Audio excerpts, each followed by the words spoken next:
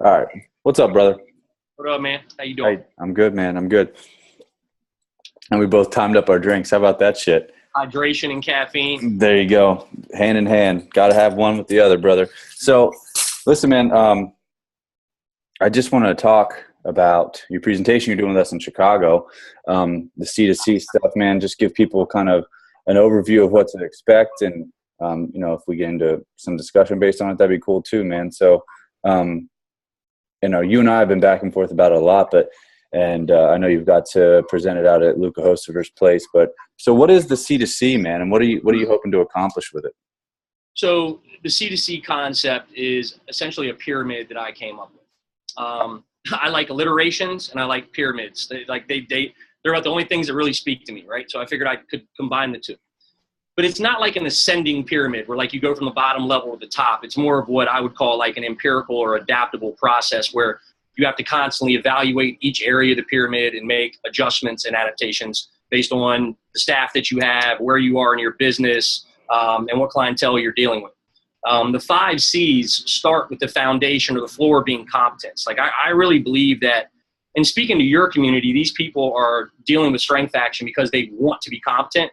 So this may not be a message that resonates with them as much as I think it may with the entire fitness community. But I think that there's a severe lack of competence in our world right now. We are the minority that actually care about really being good at this stuff. Now, even when you care, there's so much information that's out there. It's really hard to like sort through it. Like you can read all the translated Russian manuals that you want, but it's probably not as applicable to the training process, at least in the world that I live in, as you think. So I want to help people kind of like cut through the confusion. And I'm going to give them the main areas of our program that we constantly evaluate and the resources that have helped shape my belief system and what we do with our athletes. It's kind of like, a hack into making sure that you and your staff are competent. Because I believe if you digest these resources and you implement what you learn from them, you're going to severely level up your staff and possibly your own knowledge base. When we get into connections, that's the next level of the pyramid. And for me, like connections are really all about networking and having a message that resonates with the people that you want to send you business. So we're going to talk about the strategies that I've used to network with what I call super connectors. I'm going to share resources again on how to become a great networker and tell some stories on how our networking has led to really our positioning in our market for sure. And then we're going to get into communication. And for me, communication is a continued discussion of that message that you want to constantly be pushing out there, but it's really a talk of how that message is being communicated through systems within your building. And when you're dealing with middle and high school age athletes, you've got to deal with coaches at their school that, let's say, they have not checked off the competence box, right? Although you may deal with some that have. So you have to have strategies in place to deal with competent coaches and incompetent coaches. And the way you communicate with them will ultimately determine whether they advocate for your program or they get in the way of sending people to your program. So I think it's important to address that in a certain way. And we're going to talk about what we do specifically in those situations, how we deal with the optimal programming situation, and then how we deal with the non-optimal and kind of the overarching philosophy we use to guide us through that process. And then we're going to get into culture. And culture is something that I tell people we've kind of accidentally done a good job of. But there are some things like in hindsight that I've realized have really been impactful. And it starts with like how we intake clients, how we reaffirm our value system with them every single day. And then how this culture has really evolved into what I call, like, I always joke and say we're the cool kids lunch table. And this may not resonate with people who didn't sit at that table. Hopefully it's not offending people. But it's just a point that we see most of the best athletes in our area. And because of that, other kids in our area want to be a part of that. And we have a culture of, one, having the most elite athletes, but also athletes that don't really care about being elite. They just want to, become a better version of themselves, right? And then the tip of my pyramid is community. Like, I think that's what you're trying to do. You're trying to create a community and you're trying to impact a community of people. And I'm going to talk about, like, why do you even want a sports performance business? Like, if it's just to add revenue to your bottom line, that's probably a poor strategy. Like, it should be to create a community of people that you impact and who continue to, like, pay it forward, right? Be the ripple that starts the wave. And to me, like, this whole idea came to head just driving back and forth from Nashville, working with NFL athletes on, like, what are, like, the big components that I think has allowed us to become a pretty solid and respected program. And this is the idea that I came up with, and I'm excited about it. I haven't been excited about communicating a message in the sports performance or fitness world ever. So this is pretty cool that I get a chance to share this, because it's what we really do. It's who we really are. It's not a bunch of regurgitated material from some other expert that I'm just kind of frustrated with that experience when I talk to people. So yeah, I'm hoping everybody will dig it. I think they will. I mean, there's a few things I want to touch on there. So first, I want to. So Pete, you're not just going to sit here and talk at people for an hour and a half. And I think a big thing that people need to take home from this is that you're going to be making them work too, to really kind of let this stuff sink in. And you're going to be getting some workshops and stuff in afterwards. Yeah. So like after we're done with the presentation, what I'm going to provide you guys with is a way to self-evaluate each stage of our pyramid. And really that's going to exclude the tip of the pyramid, because like that's your end game. That's where you're trying to go. Like everything in between should lead to that. But what we're going to talk about is relative to competence, like what are these big areas that should make up a sports performance program? And now how to assess your competence in those areas. I'm going to provide resources that we use with our staff and our team that have helped shape my philosophy. We're going to pass those on, and then I'm going to have each person evaluate, like relative to their knowledge base and their staff's knowledge base, like out of this list of things, biomotor abilities, athletic qualities, whatever you want to call them, how competent are you guys as a staff at applying this stuff?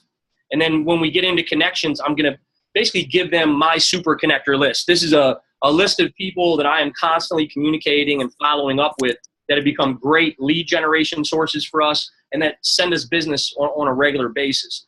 We do almost no marketing on the athlete side of our business, literally. So everything that we get is through these super connectors. And not only we're going to talk about like how to evaluate with them or how to get them or communicate with them and evaluate the people that you know, but we're going to talk about how to communicate the right message to those people so they do want to help you. And then when we get into communication, we're going to talk about systems. And it's really complicated, especially if you read a lot of the research that's in our world about strength and conditioning. Because when you're dealing with a kid who's out of high school, where let's say he has an incompetent strength coach, for lack of better words, it makes your job really hard. And you're going to probably deal with that situation more than the other side of things where you have a competent strength coach that you can communicate with. So we're going to talk about the strategies that we have and hopefully like get you guys to think about what strategies can you come up with for optimal and non-optimal programming, and then talk about how we also deal with the ideal coach. And then when we get into culture, this is something that I don't think you can create a culture, so I can't exactly tell you how to do it. Like I think Mark Fisher said it best, but it's like people plus values equals culture or something like that, right? You want to create a space for culture to evolve. And I just want people to think about how they can use their value system to drive this, because that's ultimately what we've done is use our value system to create a culture. And then if we do all this right, it should create this community for you. And there might be some opportunity there to evaluate other people in your community that you can connect with as well. Yeah, that's awesome. I mean, those are going to be, I need that shit, to be quite honest with you. So, I think it's going to help everybody. And I want it to be interactive. Like, the process doesn't have to be just check off each box. Like I'm there to help, right? So I don't care how many questions somebody has. We're not going to leave there until everybody gets what they need from me. I love that. So you said sports performance, but I feel like, and obviously that's your big thing, but I feel like it's almost like this pyramid can like be overlapped, and then you could take this and run a better fitness business, just regardless of what your business is from this stuff too. Without a doubt. There's overlap. It's just for some reason, like I think I've got put into the box as a sports performance coach. Like, I don't know what the hell I am anymore. Like, I don't think I'm just an entrepreneur. I don't think I'm just a sports performance coach. I don't think I'm a fitness coach, like a little bit of all that stuff. But, just it seems like that community wants to hear from me a little bit more. But I definitely want to be able to help and impact anybody in the fitness world. And I do think that this stuff is applicable no matter what your business looks like. Totally. I think honestly, I think that you get to live an ideal that a lot of people aspire to be quite honest. You got a great business, you train who you want to train, and you live a fucking rad lifestyle. So I think, this is a good thing for pretty much anybody, whether you have a business now, you aspire to have a business, or if you're just a coach that wants to get better. I think these principles can just apply. You can apply them. Not even in your business and your training, but I think these are lifetime type principles that you can apply and just live a better life off of this stuff. Without a doubt. I mean, your competence in every area of life is going to affect your business, your relationships, and everything that you have. Who you're connected with. They say your network is your net worth, and that couldn't be more real. How you communicate, in the messages that you're communicating, to people is like that's a big deal. Like, so many people in the fitness industry, I think if you ask them, like, what do they really stand for in, a couple of short sentences, I'm not so sure they could tell you, or they would regurgitate somebody else's ideal because they know that's kind of like what they're supposed to say. And, like learning how to use your values to create culture, like that's a family thing. That's a business thing. It's a little bit of everything. And, I think all of us in this fitness world should be trying to impact our local communities as much as possible. And if you can kind of create that with your business, that's a really empowering thing.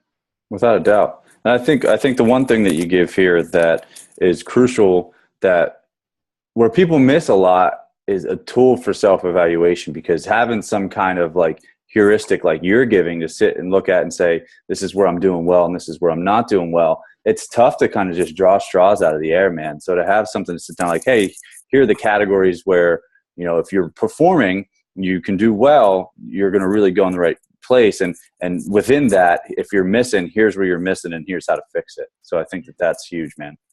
Yeah. I mean, that's what I would have wanted. I would have wanted somebody to do that for me.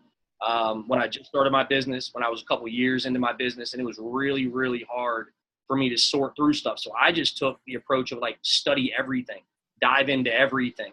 And I probably got into that habit of like analysis by paralysis. I was so worried about whether or not I was doing things right in the right way that I would take no action at all. So for me, if I can help people kind of cut through that and just be like, look, these are resources that have helped me. Take it for what it's worth, okay? But like, this has helped me. You probably don't need to go much further beyond this, or at least your staff doesn't, in order for them to be competent, run a really good session, and impact and help people. Yeah, that's rad, man. I mean, I think that's, and it holds a lot of water and it holds a lot of legitimacy, not just because, because we got there's like a lot of business people popping up in the industry, and it's like, that's cool. But you actually have done it and done it well. And I think that just, it holds more water for me than, somebody saying, well, I'm a business expert or I do this. It's like, well, here's a guy that's still doing it and coaching at a high level and doing all the things that he wants to do. So I think it holds way more water for me. Yeah. I think I'm not a business expert. Like, I don't know if I'm an expert at anything, but like I am somebody that's been in business for a really long time. And I've done it a bunch of different ways. And I've learned a lot through that process. And I think I'm an open book. I'm willing to share all my mistakes, and I'm willing to share the things that have worked. I don't believe in like holding information close to my chest. It's one of the things that really used to bother me about the fitness industry. I feel like now people are becoming more open about it, but it's almost like it's a marketing ploy. Like, everybody needs, they know, to be like giving out content now for free. But like, that's just, I think, being a good human, right? Paying it forward and helping other people. And like, that's what I want to be in this industry. I don't know if I want to be a mentor. I don't know if I want to be a coach. Like, I don't know, but I do know that I want to help other people, like, create a lifestyle by way, like a lifestyle that serves them. And I want to help them do that by way of running a business that's awesome. Not a business that just makes money, but a business that's really impacting people. That's phenomenal, man. I don't think I need to hear anything else. So, it'll be awesome. You'll have day 2 of the seminar. That'll be the Andy McCloy show. And it's going to be a great weekend, and we're going to have a good time all the while. So I'm excited for it, man. I'm really excited about it. I really appreciate the opportunity and looking forward to connecting with everybody. So, and it's Chicago in May. Like, how could that be bad? That's right. I've never been there in May. So I've only been to Chicago when it's raining and snowing. I've never even appreciated when it's nice. It's an amazing place to be when it's nice outside. So, but I know you're a busy dude. I'll let you get back to your day. Thanks for your time, man. And this is going to be awesome. I'm ready to do this with you. Thanks, dude. See you all.